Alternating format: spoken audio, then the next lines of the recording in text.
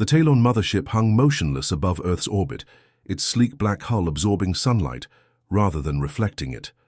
Inside the command center, War Chief Han stood with his arms crossed behind his back, 8-fingered hands clasped together. As he studied the holographic display of the blue planet, "Another water world," he rumbled, his scaled skin shifting from deep purple to an interested orange. "But this one has potential." Scout Officer Rin approached with a data tablet. "The dominant species calls themselves humans, War Chief. Bipedal mammals with no natural defenses, no claws, minimal strength, dull teeth. They've developed some primitive technology, but nothing that could challenge our hunting crafts." Han's mouth parts clicked in what passed for a smile among the Talons.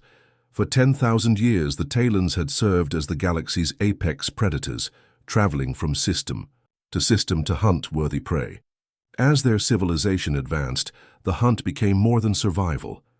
It became tradition, religion, and entertainment, all wrapped into one. "Show me these humans," Han ordered.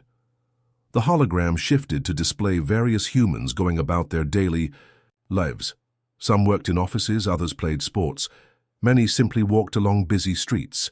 The Talons observed with a mixture of curiosity and contempt. "Such soft creatures," commented Elite Hunter Song, extending the barbed spines from her forearms. The poisonous tips glistened under the ship's lights. "They would barely provide sport for our youngest hunters." "Do not underestimate new prey," Han cautioned, though his tone suggested he shared her assessment. "Remember the Vorax of Sirius B? They appeared harmless until they unleashed their acid blood." The bridge crew chittered in amusement at the reference, tied to a famous hunting disaster from centuries past. "These humans have no such surprises," Rin assured them, bringing up biological scans. "Standard carbon-based life forms. The only notable feature is their large brain-to-body ratio, but they use it primarily for creating comfort rather than defenses." Han studied the images more closely. Humans constructed buildings, vehicles, and wore artificial coverings, but nothing suggested they could withstand a Talon hunting party. His hunting instincts, honed over 3 centuries of personal experience, told him this would be an easy conquest. "Prepare 10 hunting pods," Han decided, "and deploy the warning beacon." This was the Talon way, sporting and honorable. Though most species couldn't understand the beacon's message, it satisfied the hunter's code to announce their presence before beginning the hunt. Some particularly intelligent prey species had attempted negotiations after beacon deployment, offering sacrifices to spare the majority. The Talons always accepted such arrangements. It kept hunting grounds sustainable.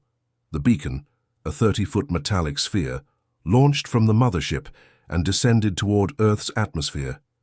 Its surface glowed with pulsing red symbols, in the ancient Talon hunting script, declaring the planet as claimed hunting territory.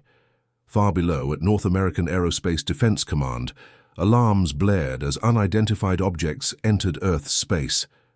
General Park stared at the radar screen showing both the massive mothership and the smaller object heading directly toward them. "What are we looking at, Captain Joe?" she demanded. Captain Joe adjusted his glasses, studying the incoming data. "The larger object remains in high orbit, ma'am. The smaller one is on descent trajectory. Current path puts it landing somewhere in Wyoming. Nuclear capability? Unknown, but energy readings are off the charts. Whatever technology they're using, it's nothing we've encountered before." General Park reached for the red phone. "Get me the president." Within hours, military forces converged on the expected landing site. Attack helicopters circled overhead, while tanks and infantry took position behind hastily erected barricades. News crews fought for position until military police established a 5-mile exclusion zone. The beacon broke through cloud cover at sunset, its red glow casting an eerie light over the landscape.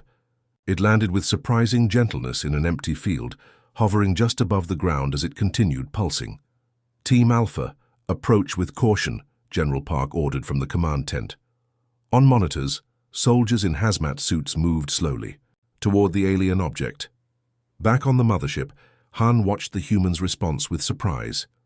"They mobilize warriors," he observed. "Most species hide after the beacon deployment." Rin enlarged the image. Primitive projectile weapons and explosive devices. Nothing that could penetrate our hunting armor. Interesting, Han mused. They show courage, at least.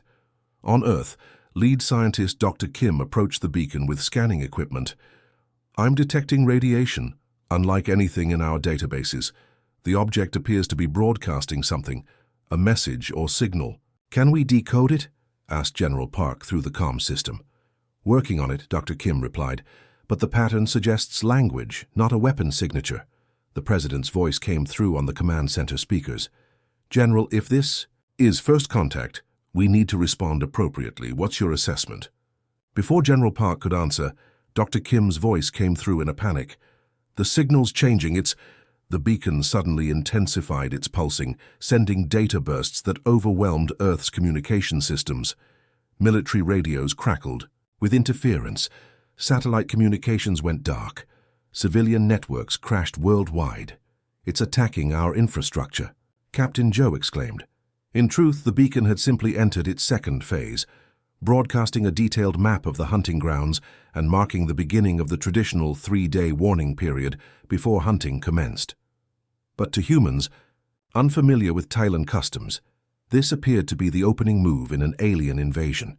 The President gave the order. Consider this a hostile act. Take it down. Artillery fire lit up the twilight sky as shells arced toward the beacon. The explosions rattled windows for miles, but when the smoke cleared, the beacon remained, undamaged and still pulsing. On the mothership, Han watched with growing interest. They attack the beacon, he noted. No species has done that before. A pointless gesture, Elite Hunter Song dismissed. But perhaps these humans will provide more sport than we anticipated. Han nodded slowly, his skin shifting to a deeper purple. Prepare the hunting parties. We begin at dawn.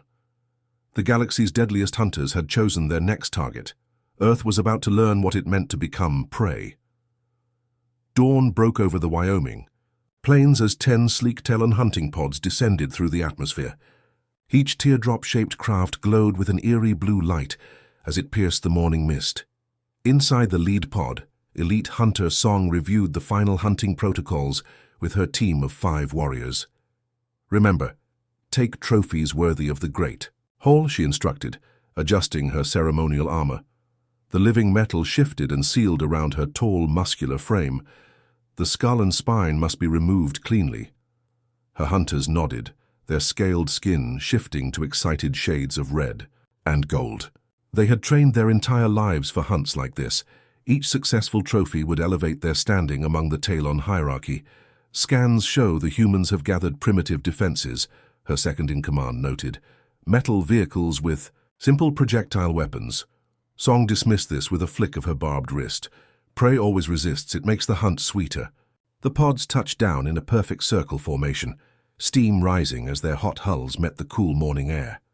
Miles away in a hastily established forward command post, Captain Kim watched the alien landing through high-powered binoculars. "They're here," she reported into her radio. 10 craft approximately half a mile from the perimeter. What are we dealing with? General Park's voice crackled through the speaker. Kim zoomed in as the crafts opened and tall, armored figures emerged. Humanoid, but definitely not human, at least 7 feet tall. They appear to be wearing some kind of adaptive armor. The aliens moved with fluid grace, spreading out in a tactical formation that Kim recognized immediately. It wasn't random. It was a hunting pattern. They're not here for diplomacy, Kim realized. This is a hunting party. As if confirming her assessment, the aliens raised what appeared to be weapons and fired at the distant tree line. Not at the military position, but at the wildlife. A deer fell, its body convulsing.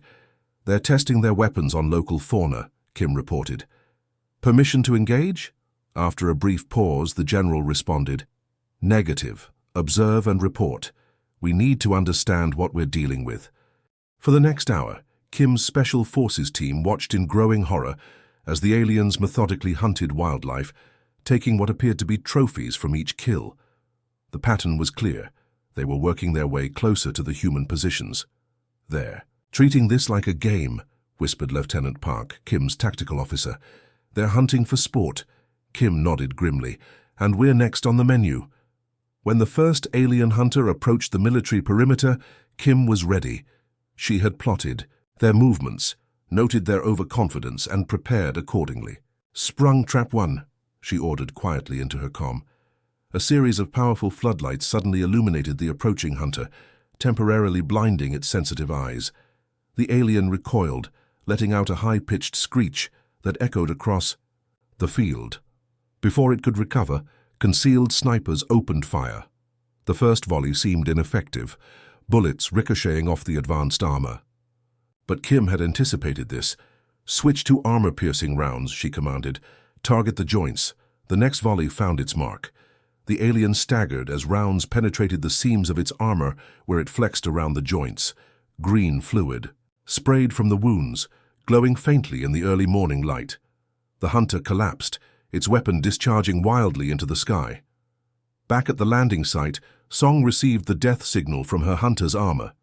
"Impossible," she hissed, her skin darkening with rage. "These are primitive prey." She dispatched 2 more hunters to investigate, certain that the death was a malfunction or accident.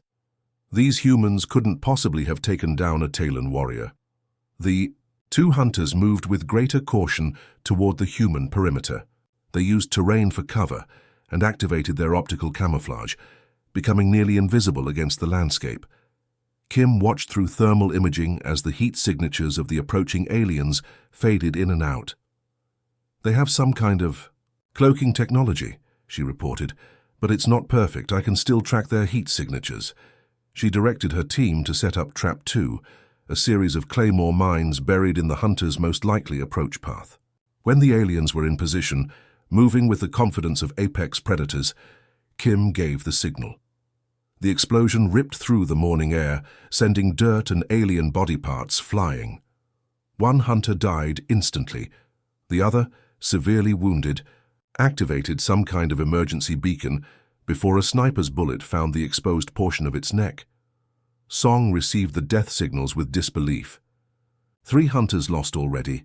Impossible, she gathered her remaining team. "They are using traps and distance weapons," she growled. "Dishonorable but effective. We will adapt."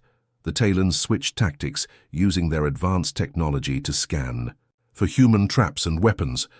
They moved as a coordinated unit now, covering each other as they advanced. Kim noticed the change immediately. "They're learning," she told her team. "We need to change our approach too."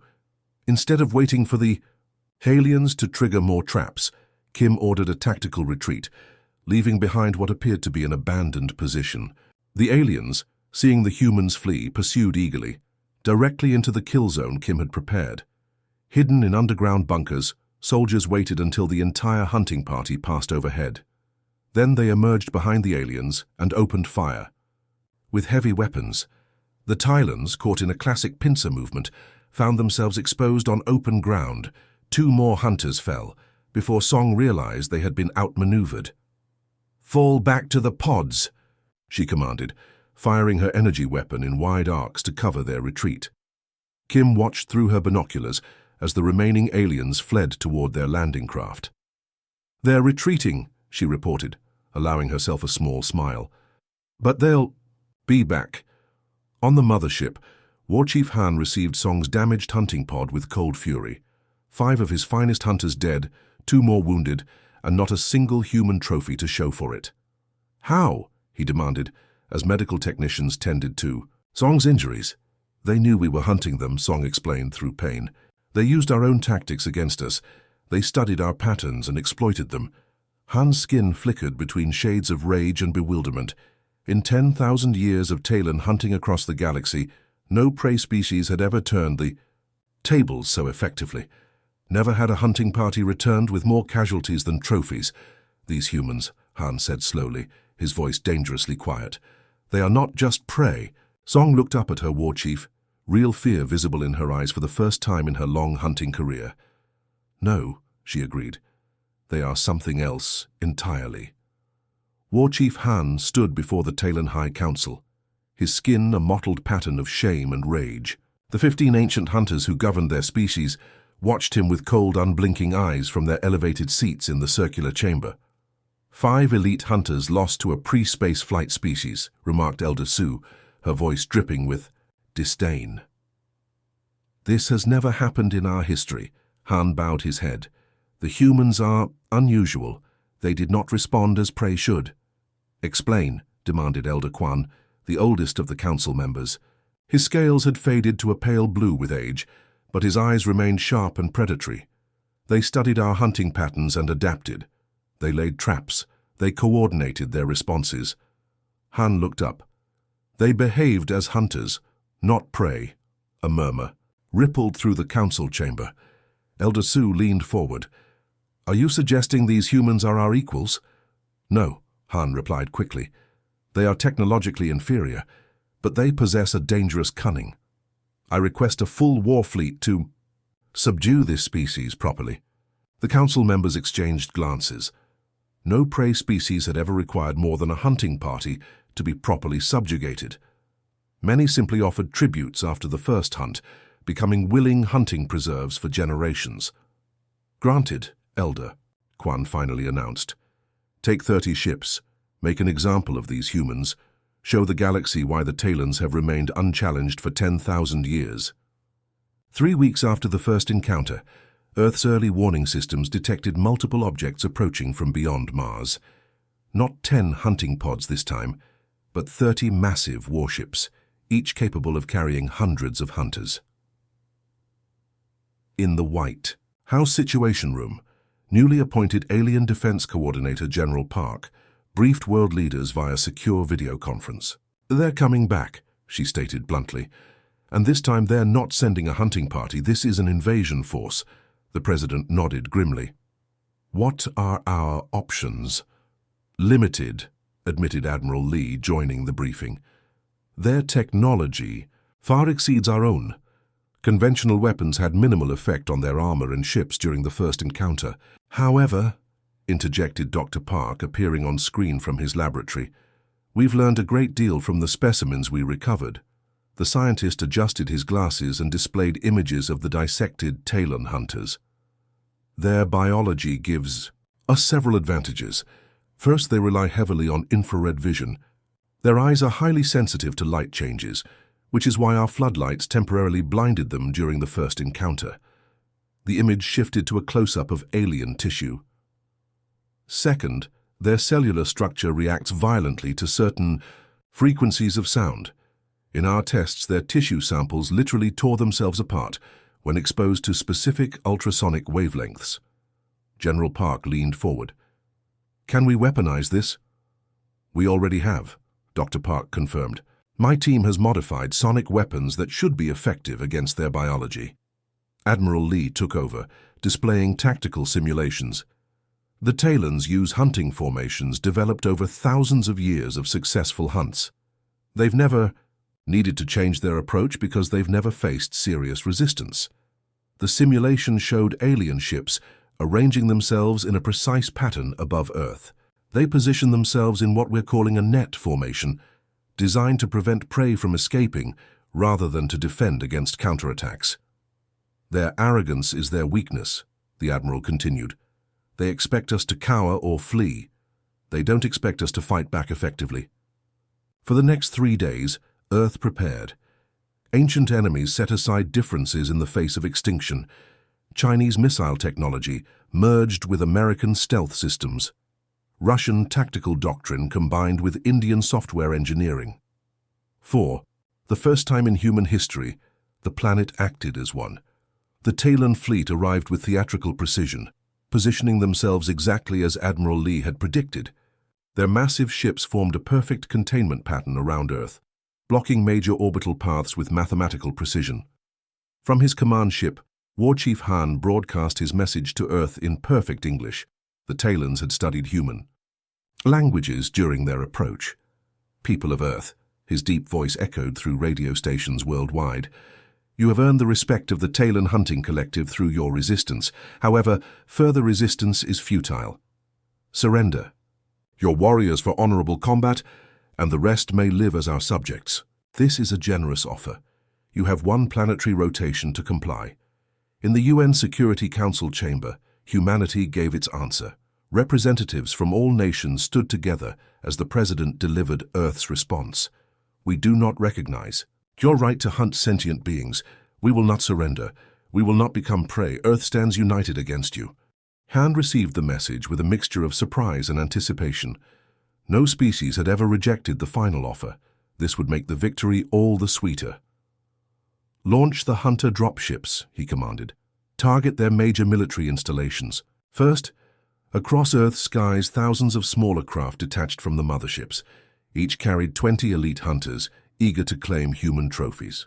They descended in perfect formation toward military bases around the globe. What they didn't know was that many of these bases had been evacuated, converted into traps.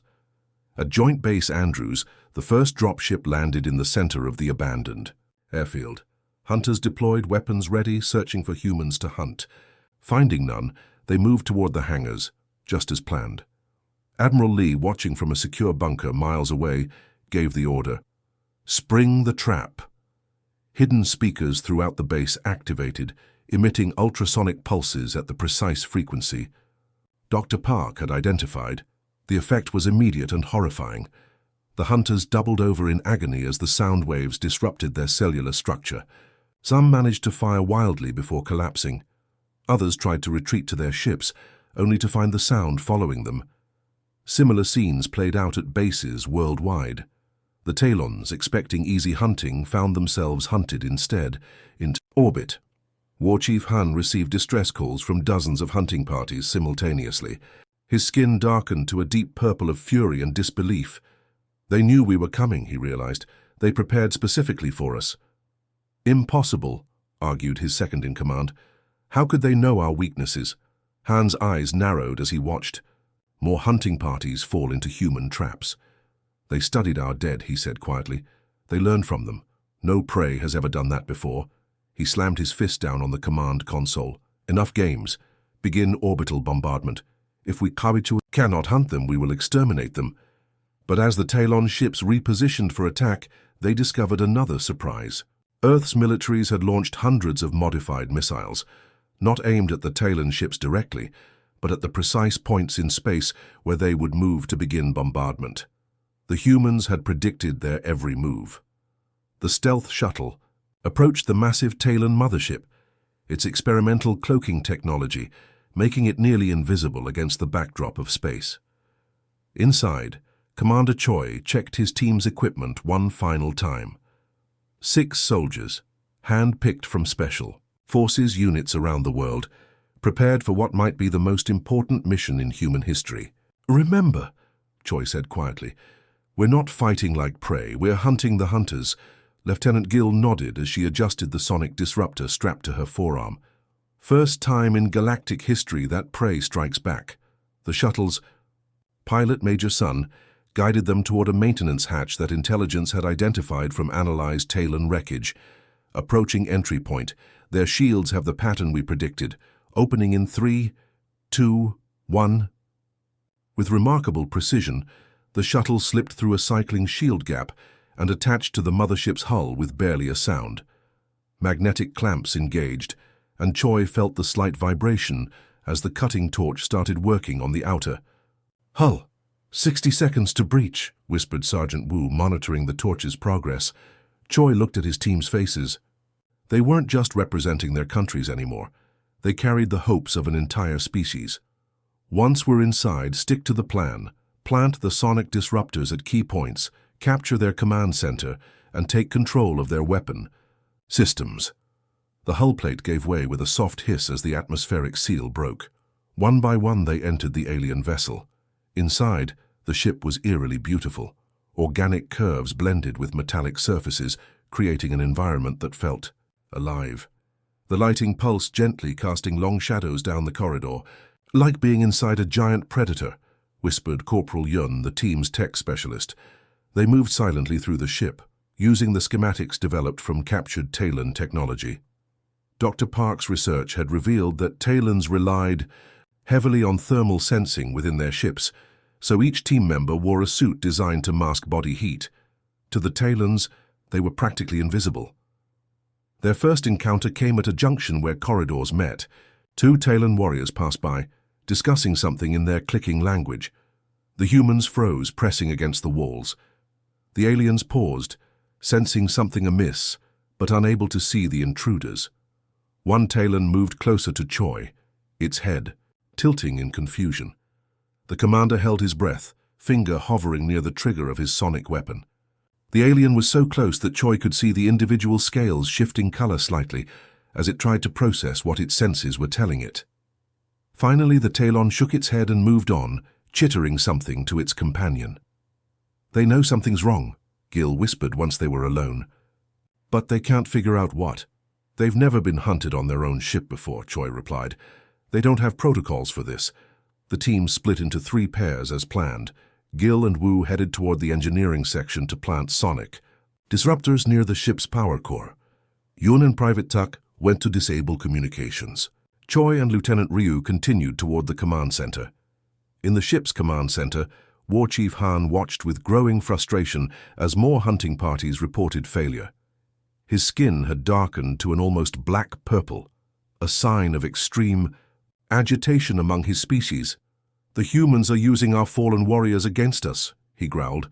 "They've weaponized our own biology." His second-in-command, Sub-Chief Jin, brought more disturbing news. "Our sensors are detecting anomalies throughout the ship. Security teams report feeling presences but finding nothing." Han's head snapped up. "Impossible. Nothing could board this ship without our knowledge.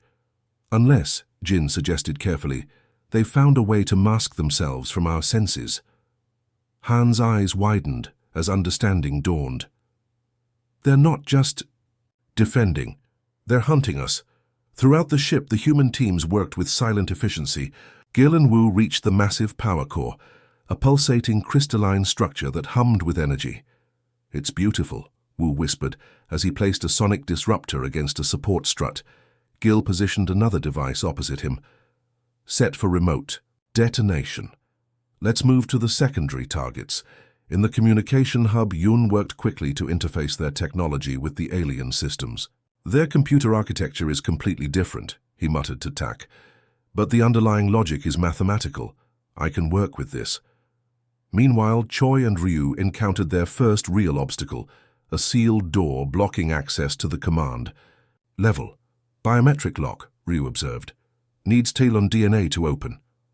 Choi smiled grimly and pulled out a small vial of green fluid, blood collected from a fallen Talon hunter. "Good thing we came prepared." The door hissed open as the blood sample was accepted. On the bridge, alarms suddenly blared. "Security breach," called a Talon officer. "Command level access unauthorized." Han turned to Jin. "Lock down the bridge, now." Too late. The doors slid open and 2 figures burst through. Before the Talon warriors could react, strange weapons discharged, emitting no visible projectile but causing excruciating pain. Han watched in horror as his bridge crew collapsed, their cellular structure destabilized by the sonic attack. Only Han, protected by his command podium's shield, remained standing as the 2 humans approached. One removed his helmet, revealing his face to the war chief. "I am Commander Choi of Earth," he announced. "Your ship is now under our control." Han's skin rippled with disbelief. "Impossible. You are prey." Choi stepped closer, his expression hard. "That's where you made your mistake. Humans were never prey. We evolved as adaptable survivors. Sometimes we're hunters, sometimes we're builders, sometimes we're diplomats. We become whatever we need to be." Through the ship's communication system, reports flooded in of human infiltrators taking control of critical systems, engineering, weapons, life support. All falling to small teams of humans who moved like ghosts through the ship. "How?" Han demanded. "How did you board our vessel?" "We studied you," Choi explained. "Your patterns, your technology, your biology, the same way you study prey before a hunt. The difference is we learned from your techniques and improved on them." Han realized with stunning clarity what made humans different from any species the Talons had encountered in their long history of galactic dominance. Other species specialized, evolved to fill specific niches: predator or prey, hunter or hunted. Humans refused to be categorized. "You adapt," Han said almost to himself. His skin slowly shifted to a thoughtful blue. "You see our methods and improve them. You take our weapons and make them your own." Choi nodded. And now we've taken your ship. The rest of your fleet has a choice to make. Outside the other Talon, vessels watched in confusion as their mothership's weapons powered down and communication channels opened. To their shock, a human voice addressed them from their war chief's own command frequency. "Attention Talon fleet. Your mothership has been captured. Your war chief lives, but your hunt ends today. Earth is not your prey ground. We are not your subjects.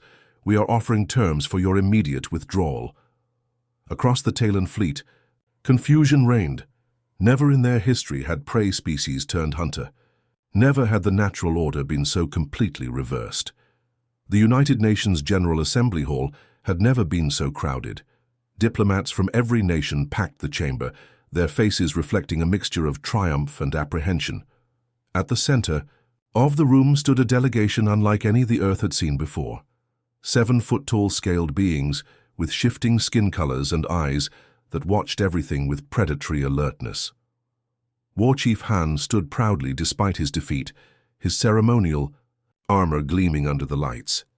Beside him, Commander Choi maintained a respectful distance, close enough to show partnership, far enough to demonstrate independence. The Secretary General approached the podium. Today marks a historic occasion not just for humanity, but for a galactic civilization. For the first time, we welcome representatives of an extraterrestrial species to the United Nations. Cameras flashed as Han stepped forward. The translation device at his throat converted his clicking speech into smooth English. "For 10,000 years, the Talon Hunting Collective has traveled the stars," he began. "We have encountered 372 sentient species. Each has fallen before us or submitted to our hunting rights." Han turned, his scales shifting to a deep blue of respect, a color never before shown to a prey species. "Until we met humans," murmurs rippled through the assembly.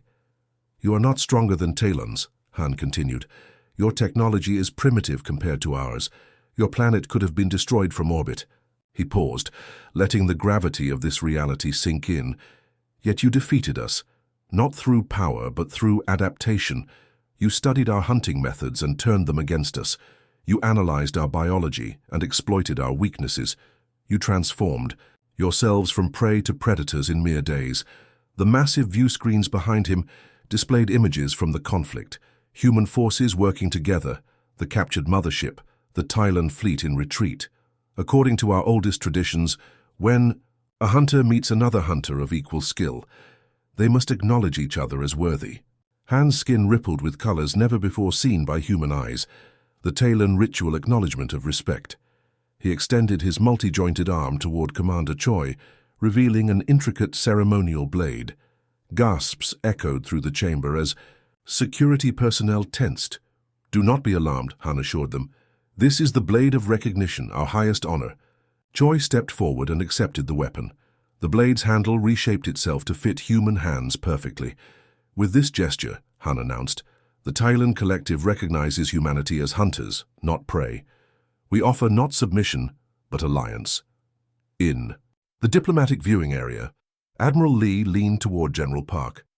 "Did he just offer us equal status?" Park nodded slowly. "After thousands of years as the galaxy's apex predators, they're accepting us as peers. This changes everything." 3 months later, the first human delegation boarded a Talon diplomatic vessel bound for the Galactic Council. The massive ship dwarfed everything humans had built, its organic metallic hybrid design still inspiring awe, despite becoming a familiar sight in Earth orbit. Dr. Park walked the ship's curved corridors alongside Lieutenant Gill, marveling at the technology that had nearly destroyed their civilization. "Hard to believe we're going to meet representatives from 27 different star systems," Gill remarked. Park adjusted his glasses. "Most of which have been hunting grounds for the Talons for centuries. We're going to cause quite a stir." In the ship's observation lounge, Commander Choi stood with Han, watching Earth shrink to a blue marble against the blackness of space. "The Council has never admitted a new species without Talon approval," Han explained. "They will be unsettled by your arrival." "Because we fought back?" Choi asked. Han's skin shifted to a thoughtful purple. "Because you changed the natural Order.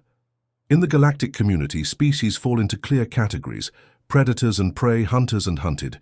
Humans refuse categorization.